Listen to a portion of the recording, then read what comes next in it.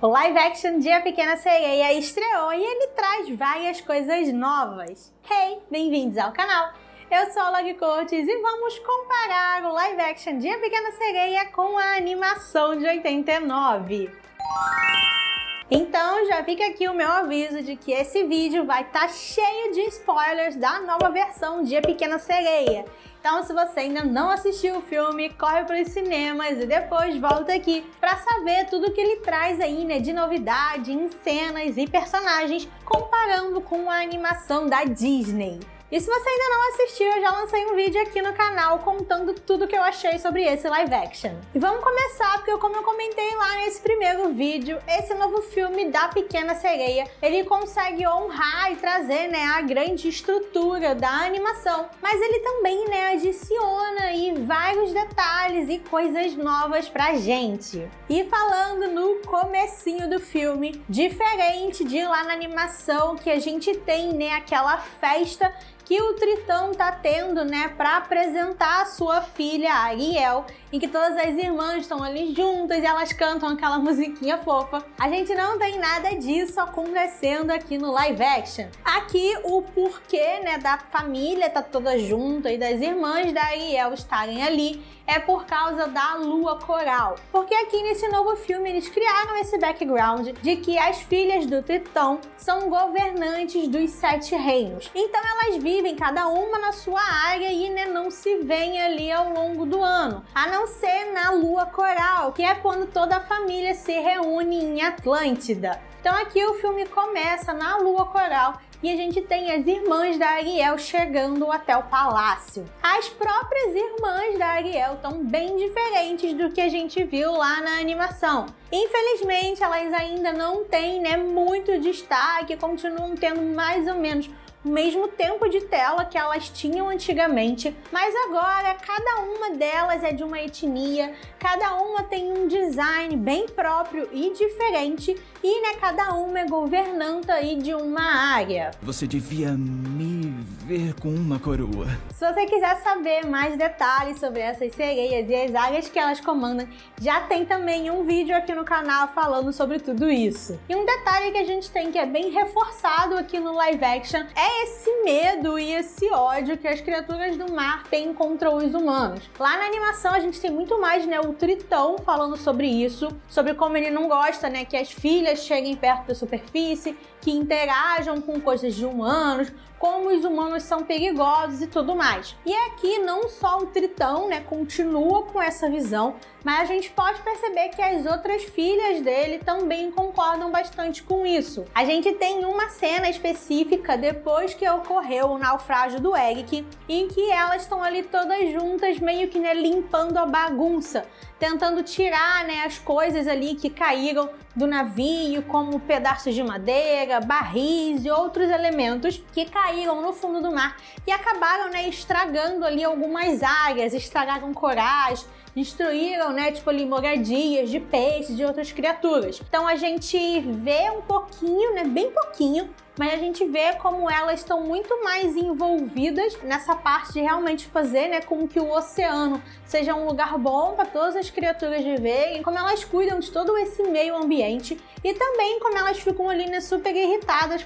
pelos humanos estarem estragando tudo. Então a gente tem meio que a Ariel aqui contra toda a família e não só mais contra o Tritão. E falando de família, isso é algo que já tinha lá na animação, mas que era falado super rapidinho. E se você, né, não prestasse atenção, você não ia pegar esse detalhe. Mas aqui é algo que é reforçado e falado várias vezes, que a Úrsula, ela é irmã do Tritão. Então aqui a gente sabe, né, que a Úrsula é tia ali, né, das meninas, é tia da Ariel, é irmã do Tritão. E que ela, né, morava lá no palácio, mas ela foi banida e agora já tem 15 anos que ela mora, né, naquela caverna que a gente vê no filme. Então, assim, ela foi banida depois que a Ariel já tinha nascido, quando a Ariel ainda era bem pequenininha, tanto que, né, no próprio filme ela fala que a Ariel não lembra muito dela e de como eram as coisas antes. E assim, dá a entender muito de leve que a Úrsula pode ter tido alguma coisa a ver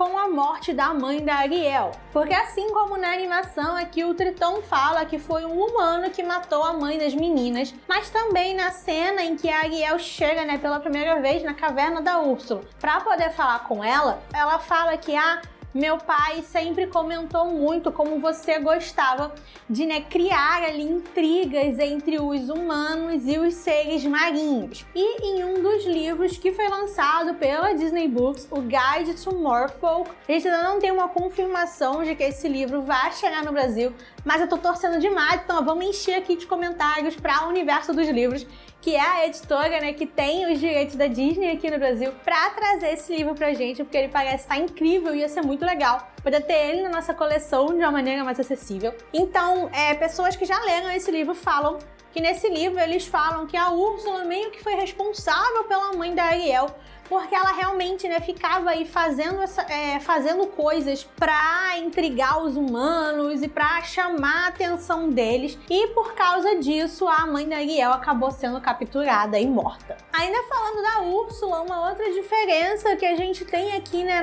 na personagem ali, nas ações da personagem, é que quando ela tá criando, né, o feitiço pra transformar a Ariel em humana, logo depois, né, que a Ariel sai do mar, que ela vai pra superfície, ela vira ali, né, pros seus capangas, pras suas enguias, e fala que ela adicionou, né, um feitiço de esquecimento para que a Ariel não lembrasse que ela precisa beijar o Eric antes de passarem os 3 dias, que era só com esse beijo que ela conseguiria, né, quebrar ali a maldição e continuar sendo humana para sempre. Então aqui a gente tem a Úrsula adicionando essa barreira e dificultando ainda mais a vida da Ariel. Uma outra coisa que eu fiquei intrigada é que é inclusive uma fala da Úrsula nesse momento em que ela tá tentando convencer a Ariel de se transformar em humana, né, de tomar a poção e seguir ali com a ideia da Úrsula. Quando a Úrsula fala que o preço que a Ariel vai ter que pagar é a sua voz, na verdade ela fala que o preço que a Ariel tem que pagar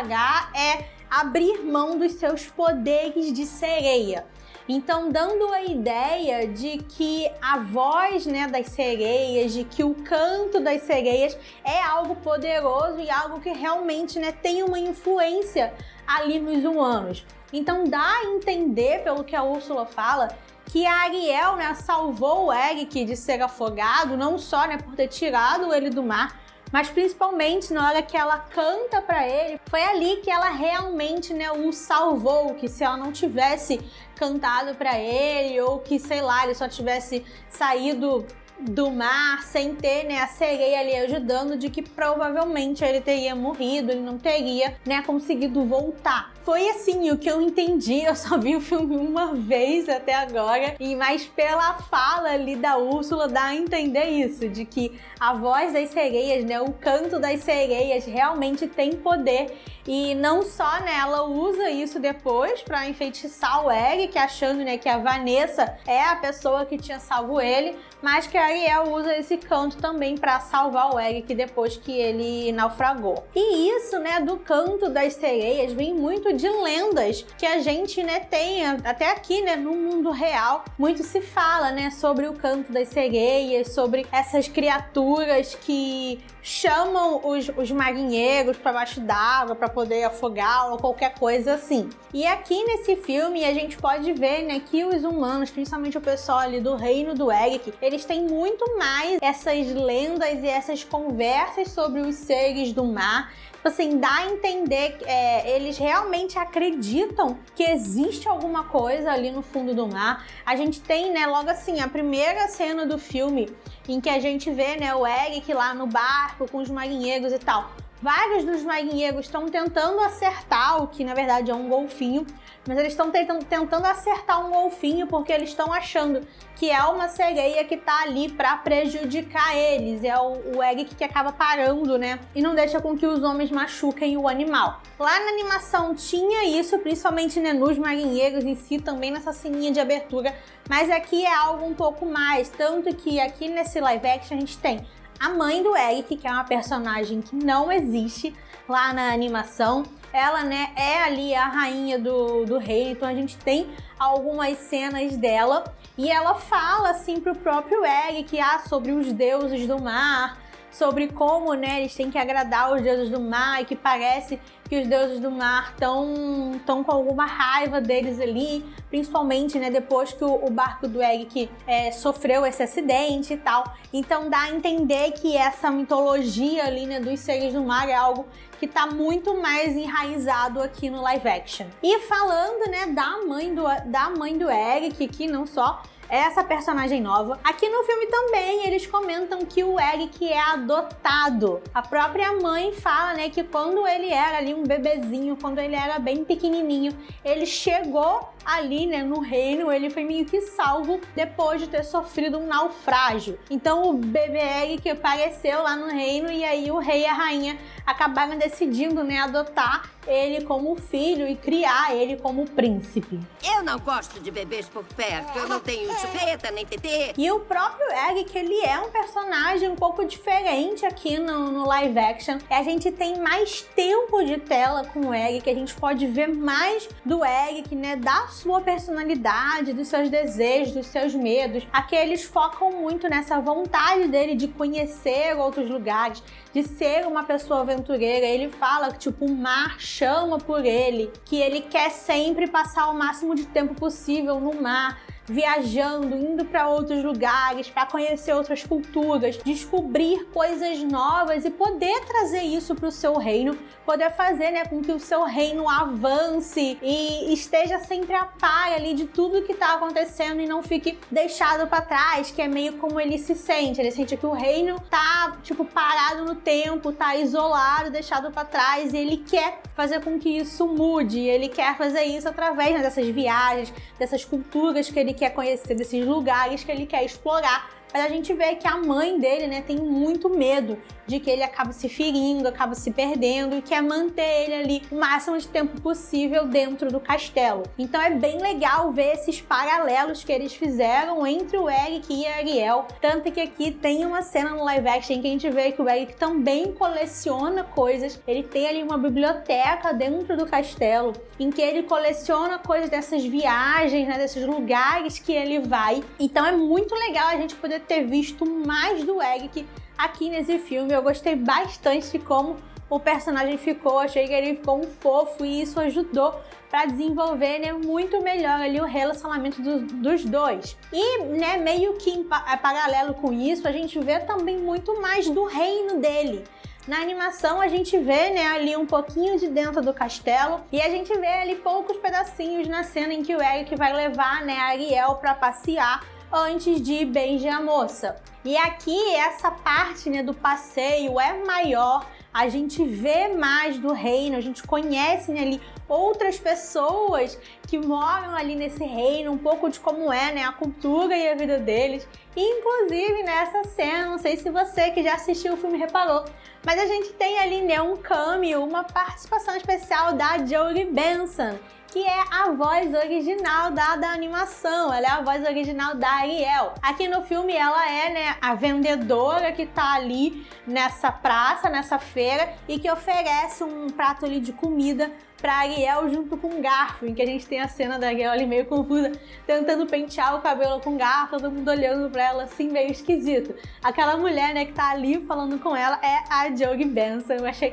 super fofo terem adicionado ela aqui no filme, porque a gente pode ver em entrevistas e nas redes sociais e tal, como ela é muito apegada a Ariel, a Pequena Sereia, e como ela tem muito carinho com esse trabalho que ela fez pra Disney, né, há 30 anos atrás. Um outro detalhe aqui, né, de diferença é que nessa nova versão, o Sabidão, ele tem, né, uma voz feminina. É a Aquafina que dá a voz pro personagem. E eles mantiveram, né, o nome original do personagem, Scuttle, em inglês. E até, assim, eu não assisti o filme dublado, eu assisti o filme legendado, então eu tô até curiosa pra saber como que ficou na dublagem. Me conta aqui se você viu o filme dublado, se eles mantiveram o nome Sabidão, mesmo com uma voz feminina, se eles trocaram pra Sabidona, deram outro nome, como é que aconteceu? Porque na versão em inglês, né, eles continuam chamando o personagem de Scuttle, tipo, normal, só tem um momento em que eles usam, né, um pronome feminino pra personagem, então eles realmente, né, chamam de ela. Na legenda eles continuaram, né, usando o nome Sabidão e pronomes masculinos, então não sei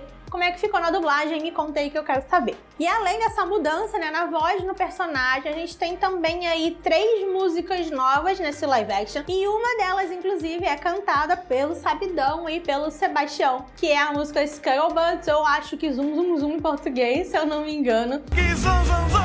Que é mais ali uma ceninha engraçada e divertida, logo depois que o Eric conhece a Vanessa, né, e tá rolando essa fofoca de que ele vai, né, de que ele vai pedir alguém em casamento, e o Sabidão e o Sebastião ficam achando que é, né, a Ariel pra quem ele vai pedir, mas depois a gente descobre que não. Além dessa, a gente tem também aí um novo solo pra Ariel e um solo pro Eric. O solo da Ariel acontece logo que ela chega, né, na superfície pela primeira vez, assim, né, que ela ganha pernas e chega ali no reino do Eric. Então é muito sobre esse momento que ela tá passando de finalmente tá realizando esse sonho de estar entre os humanos e poder, né, tá conhecendo e vendo tudo de perto, mas também as dificuldades de conseguir aprender a andar a esse novo mundo em que ela tá, né, como que tudo funciona, e a solidão e já essa saudade que ela já sente do fundo do mar e da sua família. Essa foi a minha adição, né, musical favorita do filme. Eu acho que a cena ficou muito legal.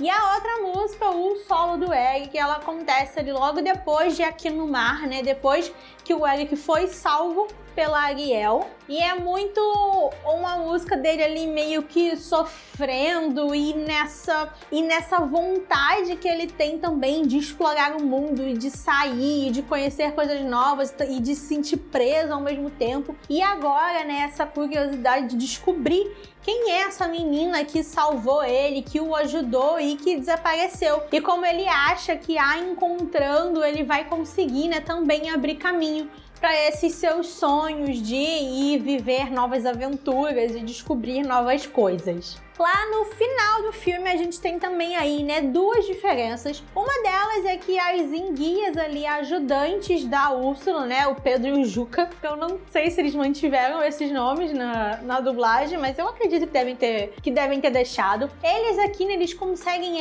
eletrocutar outros seres marinhos. A gente vê eles eletrocutando a Ariel quando ela volta, né, a ser sereia depois que o feitiço da Úrsula acaba, e a Úrsula fala que agora, né, ela é dela, e aí o Tritão chega para tentar salvar a filha. A gente vê os 2 personagens eletrocutando a Ariel e depois, né, eles partem para cima do Tritão. E, inclusive, o Tritão, ele chega a morrer aqui, né, nessa parte no filme. A gente vê, né, que essas 2 enguias realmente são poderosas. Elas conseguem, né, ali, né, derrotar o Tritão junto com o poder da Úrsula, e ele realmente, tipo, some ali na nossa frente. Ele não vira aquele bichinho, né, aquela plantinha que nem a gente tem lá na animação, mas obviamente que depois, né, que a Úrsula, que a Ariel e o Eric conseguem derrotar a Úrsula, o próprio poder ali do tridente consegue trazer o Tritão de volta. O final do filme também é diferente do que a gente tem lá na animação, porque aqui no live action a gente não vê, né, essa cena do casamento, a gente não tem a Ariel no vestido de noiva. Infelizmente, eu queria muito ter visto isso, mas o que dá a entender, né, na cena final é que eles já casaram e agora eles vão ali sair juntos, né, em uma viagem para explorar um local desconhecido que tem ali por perto e que eles querem, né, conhecer, saber o que tem lá, se tem outras pessoas, outras culturas. Então a gente tem, né, a Ariel e o Eric indo ali, né, até o porto, até a parte ali em que o reino, né, se encontra com o mar, e a rainha tá lá esperando. Outras pessoas, né, do reino estão ali meio que fazendo uma despedida para eles, e eles entram, né, num barquinho pequenininho para chegar até o barco maior que os está esperando. E nesse meio do caminho, né, quando eles estão indo num barquinho menorzinho, o Tritão chega para falar com a Ariel, né, pra realmente se despedir, que nem a gente tem lá na animação, e depois aquela ceninha que as irmãs dela e outras sereias e tritões também aparecem ali, né, pra mostrar que agora os humanos e os seres do mar estão unidos. Então, assim, tem essa pequena diferença, e eu achei que o final aqui no live action acabou ficando meio xoxo, porque você tem os 2 ali sentados num mini barquinho e, sabe, não sei, eu senti que não teve o mesmo impacto do que se eles já tivessem lá no barco maior, talvez com uma decoração, fosse de casamento ou não. Acho que teria ficado um pouco mais grandioso e bonito do que do jeito que eles fizeram. Xoxa, capenga, manca, anêmica e inconsistente. E é isso, essas foram as diferenças, né, pelo menos aí que eu lembrei ou que eu peguei assistindo o filme. Me conta aqui embaixo se eu esqueci de alguma, né, e qual delas aí você mais gostou ou menos gostou. Vamos continuar conversando, porque acho que tem muita coisa legal ainda pra gente falar sobre esse live action. Deixa um like e compartilha esse vídeo com seus amigos que também amam a Disney. Um beijo e até a próxima. Tchau!